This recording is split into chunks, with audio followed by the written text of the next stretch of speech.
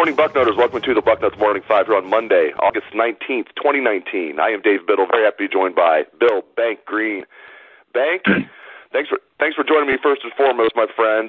Today, Ryan Day will finally name his starting quarterback. 11:15 a.m. after practice, Ryan Day will name his starting quarterback. Damn, I wonder who it's going to be, Bank.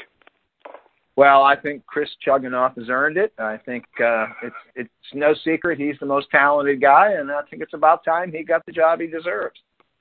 Wait, what? There you go. Breaking news here. Breaking news. Oh, it might be Justin Fields. It might be Justin Fields, his named starting quarterback. Yeah, I think I think what they've done all fall is, they have not babied Justin Fields at all, from, giving him the job out of spring to everything that's gone on here. I mean, they have coached him hard. Yurcich and Day have both been on him hard. They've got to get him up to speed. He's the key to this season. There's no doubt about it. So for them to be where people want them to be, which is the playoffs, Justin Fields needs to be great, not good. So they've coached him hard. He's taken the coaching. Great attitude from everything I've been told, busting his tail. So I think there was a method to the madness here, and it may have been like twofold to show Justin, hey, you need to get with the program here, and a lot's going to be asked of you, and nothing's going to be given to you. But it also shows the rest of the team that, hey, we treat everybody the same here. Everybody's got to earn their spots, and we're going to be on everybody hard, and we're going to demand perfection from everybody, because that's the only way we're going to take this team to a level that people want them to be at. And it sounds like Justin Fields, he's going to be up and down, I think, during the season. It sounds like during camp he was up and down. But then, from all accounts, it sounds like he had a pretty strong week this last week, probably culminating with a pretty good performance in the scrimmage on Saturday. I know the Saturday scrimmage wasn't as big of a deal as the one the previous week, but it sounds like Justin Fields has really come on the last week. Is that what you're hearing? I am, but there is a concern because he's not getting hit in practice. And when the games start, maybe not. Well, I'll tell you, Cincinnati game, he's going to get hit because Luke and Marcus Crowley are going to blitz him continuously. And they're going to put their DB, they like their DBs a lot, and they're going to put them on an island, one-on-one. And if the Ohio State receivers can beat them, then they're going to get beat. But they're going to blitz Justin Fields, and he's going to get hit. And the question with Justin is when pressured, sometimes in fall camp, he tends to drop his arm a little bit, and that makes the ball sail. And so that's something they've been working on. But you can't really work on it in practice by letting, Malik Harrison get a free run and stick a helmet in his ribs just to see how he responds. So that's something that'll show through in games. It's gotten better, but you got to watch his accuracy when under pressure. And that's true of every quarterback in football at any level. So that's something I'm going to be watching for. And I don't think we're going to see it week 1, but I think we are going to see it in week 2. That is a delicate balancing act for a head coach, I would imagine. You're trying to keep your quarterback healthy in camp. You don't want him to get hit, but you still got to get him ready for the season. So I see what they're doing there. You can't get Justin Fields beat up in practice like you're saying you don't want, Davon Hamilton coming in and landing on him, or, Chase Young and those guys, B.B. Landers. But at the same time, he needs to get used to getting hit a little bit. So hopefully they're having some live drills over there. It doesn't sound like they are, though.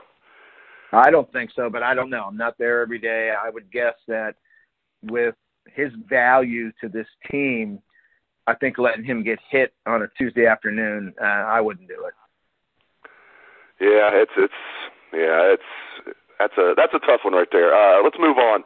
Another guy that's getting a lot of hype, Marcus Crowley, the true freshman running back. Now they've been banged up there. Master Teague's been out. Demario McCall's been in and out. But what do you hear about Marcus Crowley? You think this hype is real with the freshman running back? I do. I think everything is positive that I've heard so far. This is a guy I was not real high on coming into Ohio State, but hey, it is what it is. And when you're wrong, you can be wrong. So we'll see on him, but everything I've heard is super positive. I think it's a little soon to give up on Demario McCall. He's got so much talent and so much burst and so much explosiveness, and that's an area that walked out the door last year with Dixon and McLaurin and Campbell. So I still think they've got to find a way to use Demario McCall just because of the speed factor, whether it's as a running back or as an H, or as the Curtis Samuel role where you get him 100 rushes from scrimmage and 100 passes thrown to him. I don't know. I just think it's a little soon to be anointing Marcus Crowley the number 2 guy, especially when you factor in pass protection, blitz pickup, everything that goes into the job. So let's see how things go. And again, we've both been doing this a long time, and I have never, ever put any stock in any preseason depth charts. I don't care if they're released by the head coach. It doesn't matter. The real depth chart comes out the day that your team is in a game, a real game. That's when you see the depth chart. So all the reports are great on Marcus Crowley, and, we'll see where it goes in the next couple of weeks. That's such a good point. Jim Tressel used to refer to the depth chart as, though that's the SID's depth the SID's depth chart. You'll see my depth chart when the games actually are being played.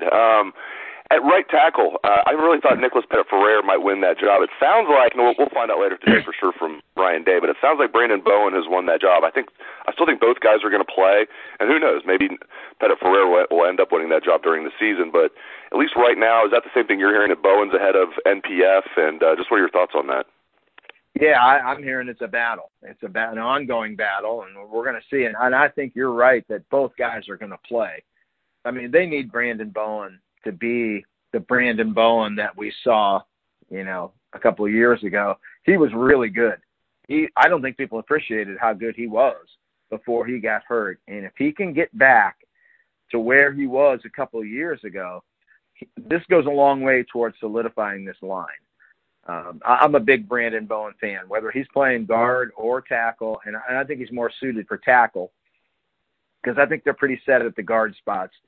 So, it won't bother me if Branden Bowen is a starter at tackle over Petit-Frere.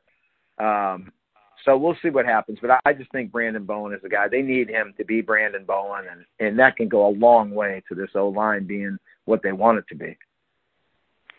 We're also going to find out who the captains are later today when we meet with Ryan Day. We're actually going to get a chance to meet with the captains. He's going to announce his captains for his first season. We'll see if he just goes with 4 like most football coaches do, if he goes with like 12 like Urban like to do. But if they just go with 4, let's try and predict who it's going to be. I think it's pretty easy that the 3 guys that went to Chicago, Jonathan Cooper, Jordan Fuller, KJ Hill, they're locks in my opinion. And then the 4th one, though, would be interesting. I'm guessing they would go with somebody on the offensive side of the ball. Not a lot of seniors. Maybe Branden Bowen, the aforementioned Branden Bowen. Just who do you think would be, assuming Cooper, Fuller, and Hill would be 3 of the 4, who do you think might be the 4th captain for the Buckeyes? I think Bowen's a great choice. He's older. He's more mature. He's been through the wars. He's been a starter. He's also been knocked out of action with an injury. I mean, I think that's a guy that everybody can look up to. If he'd gotten here in the spring, I would maybe say Jonah Jackson, because Jonah Jackson is that type of person, but yet he hasn't been here that long. But I think Branden Bowen epitomizes everything you want in a captain just from a maturity standpoint. And when you look at everything that guy's gone through and how hard he's working to get back on the field, perfect choice for me.